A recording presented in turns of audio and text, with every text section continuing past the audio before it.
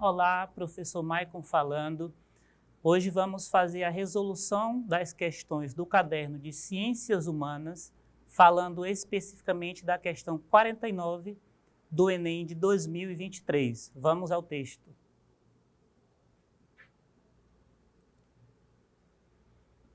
No século XVI em diante, pelo menos nas classes mais altas, o garfo passou a ser usado como utensílio para comer, chegando através da Itália, primeiramente à França e em seguida à Inglaterra e à Alemanha.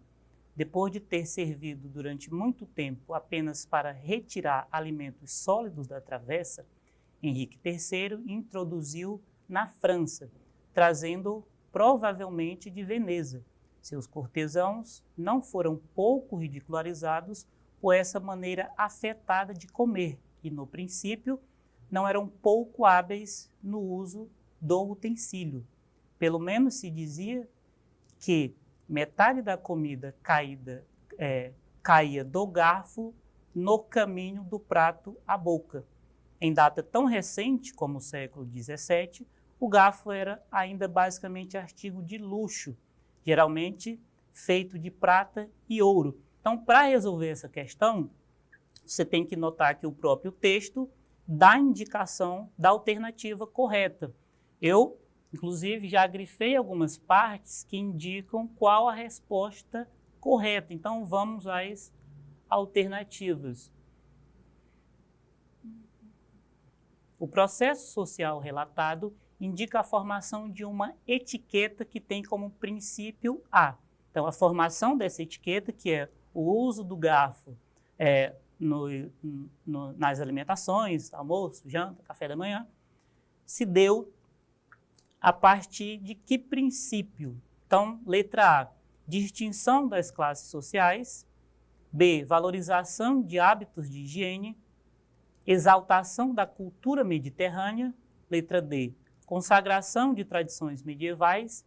E letra E, disseminação de produtos manufaturados. Então, note que o texto ele viabiliza algumas dessas alternativas.